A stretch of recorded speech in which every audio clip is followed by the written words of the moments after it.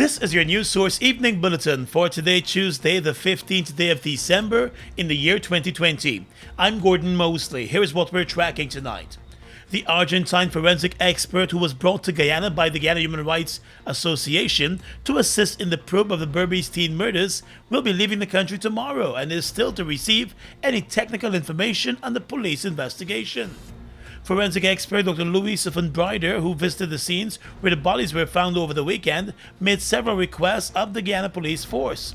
The police force did not meet any of his requests for information and copies of material from the probe. He was also denied a meeting with the local investigators.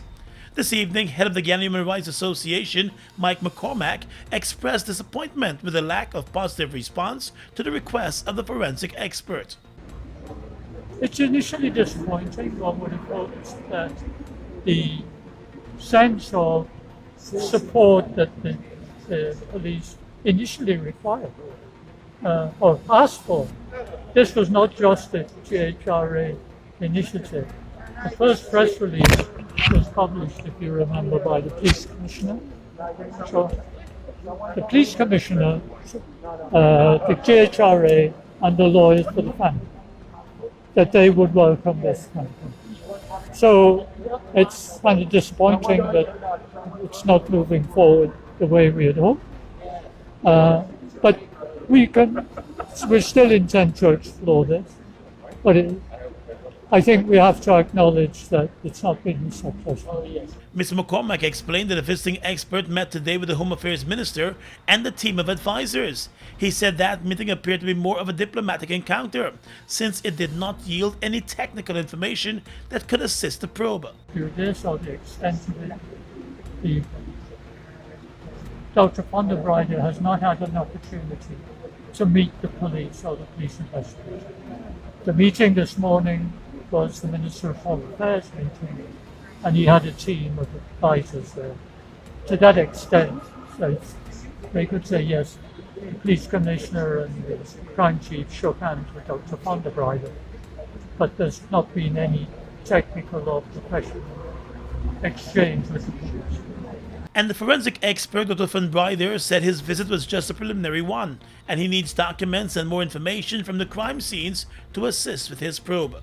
I need documents. I need reports from the crime scene, from the autopsy, the complementary analysis, and I don't have it. I hope we offer assistance to the Guyanese government investigation, because we have been working in many years doing this kind of job, and I understand for Guyana is something quite new, a crime like this. And we said in football, now the ball is in the field of the states. I'm leaving tomorrow, and we'll be more than happy to cooperate and to review the case and working together with Guyanese colleagues, as well to start a program of training together with the Argentine government, to the ambassador who is here with me. And so it was a very short visit. I will see what happens in the next days. The Guyana police force has been leading the investigations into the murders. The Henry cousins were found butchered to death in the Cotton Tree Bag Dam on the 6th of September. 3 days later, Harish Singh was found murdered in the number 3 Bag Dam. A relative of Singh was an initial person of interest in the murder of the other 2 teenagers. The 3 murders led to national outrage, and there have been calls since then for Guyana to seek additional international help to probe the murders and ultimately arrest the perpetrators. The Human Rights Association has been pressing the government of Guyana to bring in the Argentine experts, but the administration has refused, instead relying on the investigative work of the Guyana Police Force and the visit from the Regional Security Service, which did not yield any useful results. More news coming up in just a moment. Mobile Special and all other mobile lubricants are distributed by Sol Guyana Inc. Mobile Special and all other mobile lubricants are distributed by Sol Guyana Inc. Guyana, we've been through it all. But as a people we have weathered every storm and risen to every challenge. Because it is the people of Guyana that gives it its strength. all the people, regardless of race, class, or religion. we are one people, one strength. And now is our time. A time to rise. Together, we rise.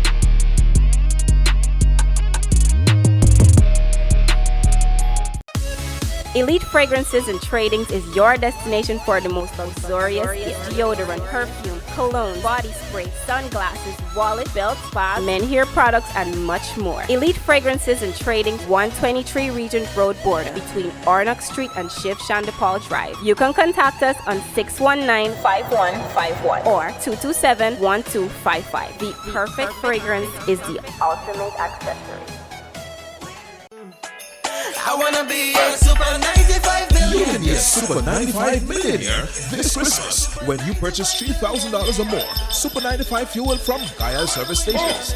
Enter to win one of two first prizes of $1 million plus weekly cash prizes up to $500,000. That's not all. Each week until January 15, 2021, you can also have a chance to win smart TVs, tablets, shopping vouchers, and so much more. So hurry down to the nearest Guyana service station and spend $3,000 or more on Super 95 fuel, and you can be a Super 95 millionaire.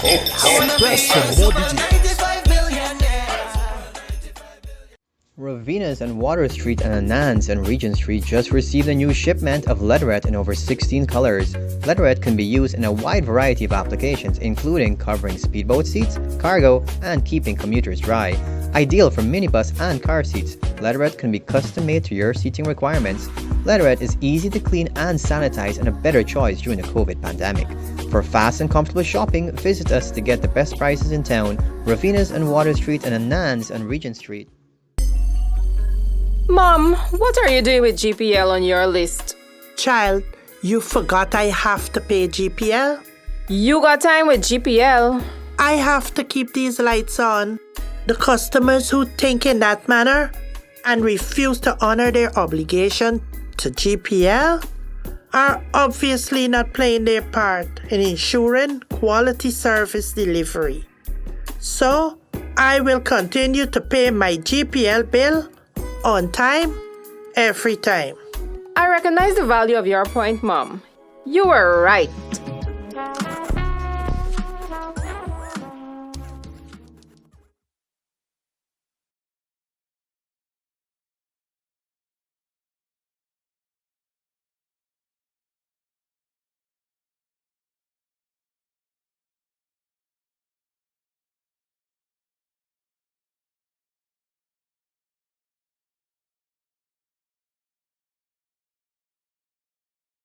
I have many wishes for Christmas. A freshly painted home, a new vacation home, a new car, home furnishings, my dream wedding, new kitchen appliances, a new smart TV, a new phone for Zion, school fees too. Gosh, I still want this work from home office area. I just wish I could get some extra cash to clear my debts altogether. Do you feel the same? GBTI is granting 12 wishes for Christmas. Mobil Special and all other Mobil lubricants are distributed by Sol Guyana Inc. Mobil Special and all other Mobil lubricants are distributed by Sol Guyana Inc. Welcome back. President Irfan Ali went ahead and hosted his working lunch meeting with 3 of the 4 former presidents this morning: Sam Hines, Barra Jagdeo, and Donald Ramatar. All 3 are executive members of the governing PPP. Former President and PNC leader David Granger turned down the invite to the meeting. Mr. Granger said there was no agenda set for the meeting and the government needed to address several concerns about some of its actions since taking office before he joins any meeting with the president.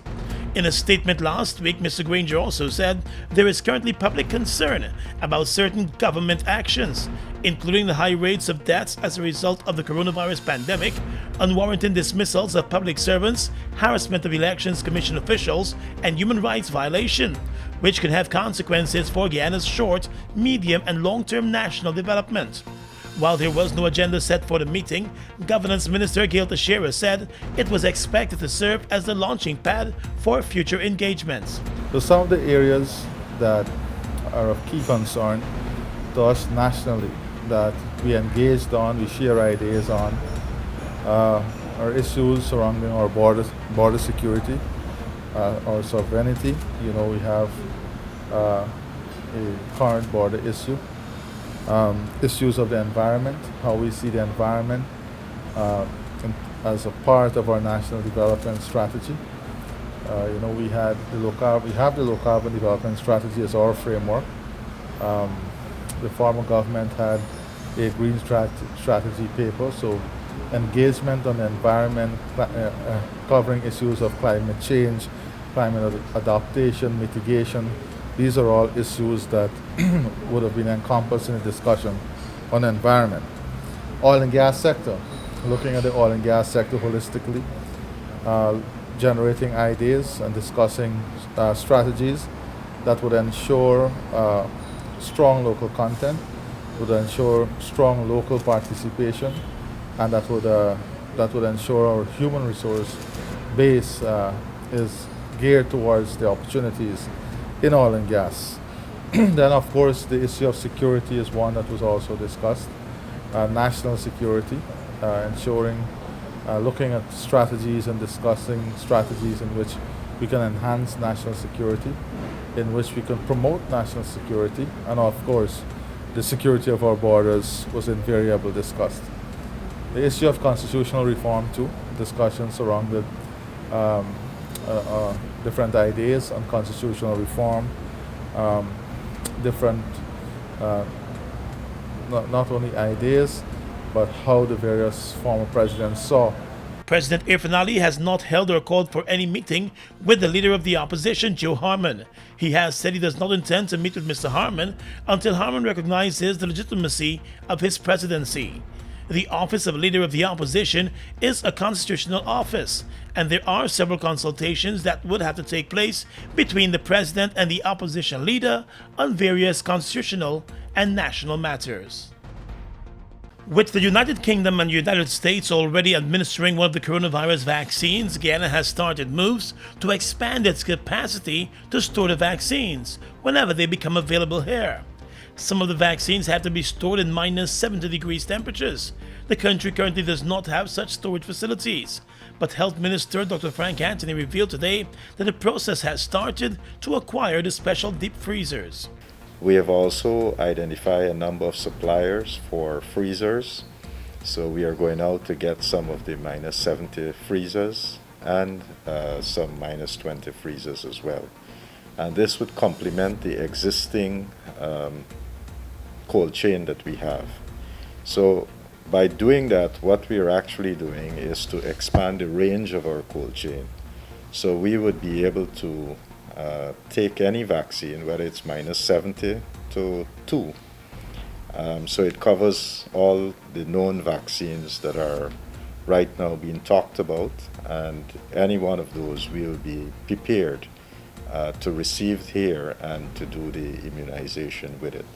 Minister Anthony also revealed that a number of storage facilities across the country will be expanded for the eventual rollout of the coronavirus vaccines. We have to increase the space, the physical space that we have to store vaccines, and we have started that process. We have done an evaluation. Our engineers have gone out to each of these sites, look at the space that we have, and based on that, we are now planning some expansion. We are hoping that by mid-January, a lot of this physical space would be created. We are going to do some tendering for those projects during this week, next week, so that we can have the physical space. The health minister said he is confident that all systems will be in place by mid-January. Guyana is acquiring its COVID-19 vaccines through the UN-supported COVAX program, which will be putting a special system in place for the acquisition of the COVID vaccines for developing countries. Initially, the countries are expected to receive enough vaccines to cover 20% of their population. The health ministry has also announced that once the vaccines reach Guyana, healthcare workers will be the first to receive their shot. The Ministry of Finance has announced the appointment of former Finance Minister Sesnarain Kaulasar as the new chairman of the Guyana Revenue Authority Board. Mr. Kaulasar, who served in the post of Finance Minister between the period 1999 and 2006, has a long-standing academic career as a lecturer at the University of Guyana. The new GRA board will also comprise Dr. Gobin Ganga, Ms. Sonia Rupnath, Mr. Sukrishlal Pasha, Mr. Lennox Benjamin, and Godfrey Stacia. Meanwhile, Senior Minister in the Office of the President with responsibility for finance, Dr. Ashni Singh, also announced the appointment of former Private Sector Commission Chairman Ramesh Prasad as the new Chairman of the National Insurance Scheme. Mr. Prasad, who is currently the Chief Executive Officer of IPED, also serves as a member of the Guyana Sugar Corporation Board. The other members of that board who will be serving during the tenure are Holly Graves, Faisal Jaffer Ali, Yvonne Pearson, Maurice Solomon, Satanan Gopi, Kathleen Jason, C. Paul Narayan, and Jillian Burton Persad. Director of Prisons Gladwin Samuels was sent on immediate leave today as he is owed over 130 days vacation leave. The Deputy Director of Prisons is expected to act in Mr. Samuels' absence. Samuels is expected to return to the job just before the second half of next year. Government officials over the years have been encouraged to proceed on their annual leave and not allow the time to build up, since they will not be paid in lieu of taking leave. Samuel served as the acting director of prisons for a number of years and was confirmed in the position earlier this year. Still in the courts, recently convicted private school teacher Muhammad Wazir Khan is appealing his 3-year sentence and conviction for the assault of an underage girl, the sexual assault. Following a trial last month, Magistrate Lerone Daly found Khan guilty of the crime. The magistrate sentenced him to 3 years in jail. The convict was also ordered to pay a fine of $1 million. The offense was committed on the 9th of March last year on a girl below the age of 16. In the appeal, Muhammad Wazir Khan, through his lawyer Dexter Todd, is arguing that his conviction should be thrown out because the quality of evidence produced at the trial was poor. The attorney contends that Magistrate Daly showed unconstrained human emotions with the victim's evidence, which created an unfair trial for his client. According to the attorney, the magistrate made an error of law when she considered that there was a strong suspicion that Khan may well in fact committed the offense. While the matter is being appealed, the convict's attorney has also moved to the High Court seeking bail for him, pending the outcome of the appeal. The bail matter comes up for hearing on Friday. In the courts now, the police constable who was initially charged with murder in the shooting death of 39-year-old Cecil Sampat has now been charged with manslaughter after the Director of Public Prosecutions withdrew the murder case. 25-year-old police constable Troy Munro appeared before the Chief Magistrate Anne McLennan today and was not required to enter a plea to the manslaughter charge. After the charge was read to him, the police constable was released on $150,000 bail. He is being represented by attorney Patrice Henry and will make his next court appearance on the 5th of January. Constable Munro and Police Corporal Godwin Thomas were initially charged with the murder of Sampat. However, the DPP withdrew the murder charges after reviewing the case file. The police had filed the murder charges without seeking the advice of the DPP. The shooting incident took place back in August as a police team was chasing a car with 2 men after they sped away from a party. The police opened fire on the car and both the driver and passenger were shot, with the passenger Cecil Sampat receiving fatal injuries. The driver has been hospitalized with serious injuries. Mobile Delvac and all other mobile lubricants are distributed by Salt Guyana Inc. Mobile Delvac and all other mobile lubricants are distributed by Salt Guyana Inc.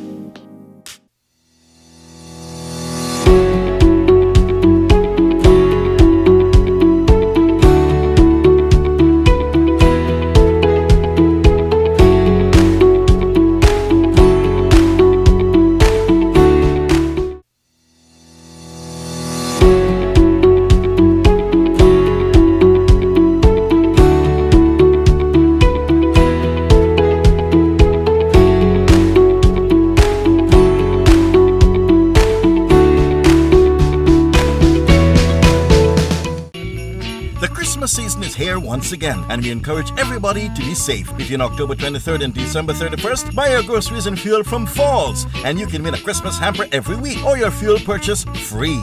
Just spend $3,000, complete the coupon, drop it in the box, and then listen for your name. And to make it even better, you can win a bumper hamper on Christmas Eve day. Yes, our prices are great, the environment is safe, and everyone wins when you shop in the Falls Christmas promotion, Land of Canaan.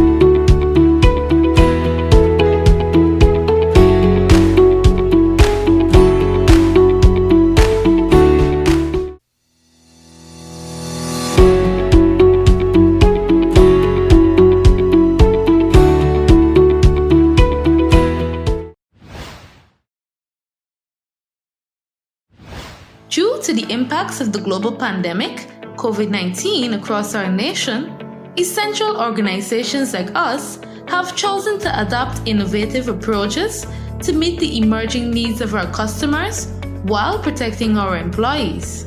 Here are some quick tips to make managing your GPL bill easier while we practice social distancing. To register for electronic billing, you can use the e-billing tab on your website. To access your bill balance, you can use 4 options: the website live chat at gpl.net, the online inquiry on our website under billing, SMS freedom by texting your GPL reference number to 624-0400 or 608-8400, or call our call center at 226-2600. A message from the Guyana Power and Light Incorporated. I have many wishes for Christmas. A freshly painted home, a new vacation home, a new car, home furnishings, my dream wedding, new kitchen appliances, a new smart TV, a new phone for Zion, school fees too. Gosh, I still want this work from home office area. I just wish I could get some extra cash to clear my debts altogether. Do you feel the same? GBTI is granting 12 wishes for Christmas. We are legions of men standing strong, but never too proud to stoop and help someone. We must send a clear signal to all. Do right, walk in upright ways, knowing that's what being a man is all about. And ever aware that things will only get worse when good men do nothing. Stand strong, be the one to live right.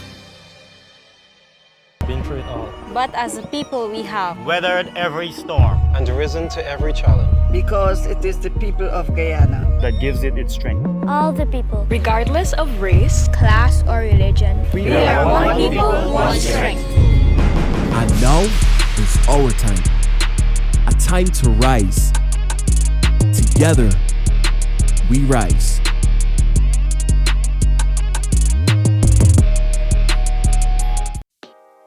Mobil Delvac and all other mobile lubricants are distributed by Sol Guyana Inc. Mobil Delvac and all other mobile lubricants are distributed by Sol Guyana Inc. Across the region right now, the bodies of 14 migrants have been found over the past 2 days off the coast of Venezuela. They are thought to have been part of a group of more than 20 Venezuelans who boarded a boat on the 6th of December to flee economic hardship in their homeland. The boat left the northeast of Venezuela and the intended destination was believed to have been Trinidad and Tobago. Media in Venezuela reported that at least 2 children were among the dead. 11 bodies were found by a Venezuelan Coast Guard patrol on Saturday in the sea 7 nautical miles off the coast of Venezuela. 3 more bodies were reported on a beach nearby. The International Organization for Migration estimates that 5.4 million people have left Venezuela in the past 5 years to escape a spiraling economic and political crisis that has led to shortages of food, medicines, fuel, and widespread power cuts. Jamaica has fallen 5 places on the 2019 Human Development Index, which examines factors including education, life expectancy, and income among others. The country is currently ranked at 101. In 2018, the country placed 96th of 189 countries and territories. Jamaica's Human Development Index value for 2019 is 0.734, which puts the country in the high human development category. Jamaica has maintained the same HDI value since 2017. The current HDI is below the average of 0.753 for countries in the high human development group and below the average of 0.766 for countries in Latin America and the Caribbean. The 2020 Human Development Report was released this morning. And finally tonight, international news. A top member of U.S. President Donald Trump's Republican Party, Senate Majority Leader Mitch McConnell, has congratulated Joe Biden on winning the presidential election last month. Senator McConnell spoke after the Electoral College formally confirmed Mr. Biden's victory over Mr. Trump. The Democrat won 306 Electoral College votes to Mr. Trump's 232. President Trump still refuses to concede, making unsubstantiated claims of widespread fraud, reports the BBC. Relations with the Senate, currently controlled by the Republicans, will be crucial to Mr. Biden's presidency. Earlier today, Mr. Biden traveled to Georgia to campaign for the Democrats in next month's Senate runoff elections. 2 seats will be decided on the 5th of January and could decide whether or not his party takes control of the chamber. Democrats already control the House of Representatives. And that's your News Source Evening Bulletin for tonight. I'm Gordon Mosley reporting. Have a safe night.